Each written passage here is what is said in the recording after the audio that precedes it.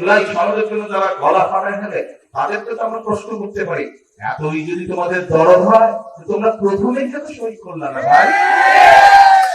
যেই জুলাই সনদ আমরা সংসদের দক্ষিণ প্লাজায় ডক্টর ইউনূস যখন ডেকেছিল সনদ সই করার জন্য, সবচেয়ে প্রথমে বিএনপি গেছিল, বিএনপি জুলাই সনদ সই করে। আগে যেই জুলাই সনদ বিএনপি সই করে এসেছে, সেই জুলাই সনদের প্রত্যেকটি অক্ষর, প্রত্যেকটি শব্দ, প্রত্যেকটি লাইন ইনশাআল্লাহ আমরা বাস্তবায়ন করব।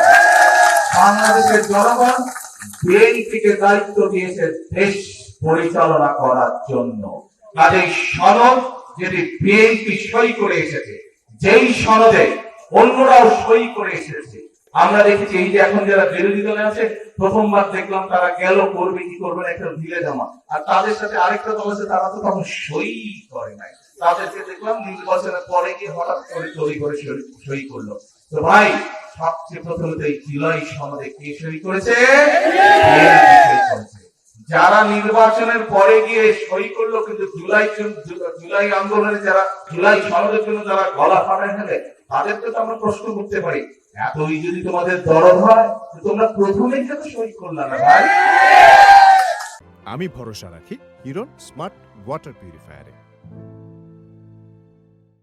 প্রিয় ভাই বোনেরা, একটু আগে বলেছি, আবারও পরিষ্কার বলছি, বিএনপি ইনশাআল্লাহ যেই জুলাই সনদে সকল রাজনৈতিক দল সই করেছে, বিএনপি যেই জুলাই সনদে সই করেছে, যেই জুলাই সনদ সংসদের দক্ষিণ প্লাজায় অনুষ্ঠিত হয়েছিল, অনুষ্ঠান করে যেই জুলাই সনদে সকল রাজনৈতিক দল সই করেছে, সেই জুলাই সনদ ইনশাআল্লাহ বিএনপি বাস্তবায়ন করবে, এর কোনো নষ্ট হবে না।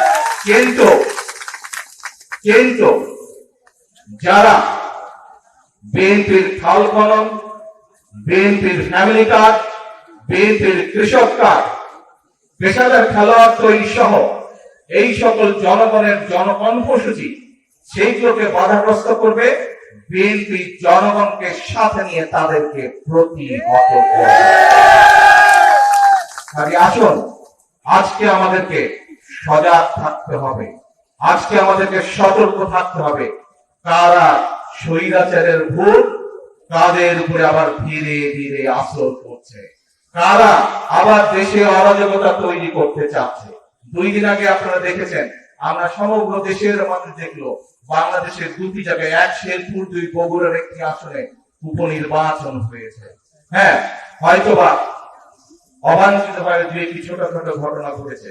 আমি 2 দিন আগে নির্বাচন হওয়ার পরে বাংলাদেশের সকল পত্রিকাগুলো ঘাটাঘাটি করলাম, পত্রিকার কোন খবরে কিন্তু কোন জায়গায় কোন যে অবাঞ্ছিত ঘটনা ঘটেছে, কোন জায়গায় অপ্রীতিকর ঘটনা ঘটেছে, তেমন কোন নিউজ নাই। ছোটখাটো 1-2টা হালকা ঘটনা আছে, কিন্তু অভিযোগ করার মতো কোন পত্রিকা নেই। বাংলাদেশের যত বড় বড় পত্রিকা আছে সবগুলো আমি কোন নিউজটা পড়লাম, দেখলাম, খোঁজ করলাম, কোথাও কোনো ঘটনা নাই।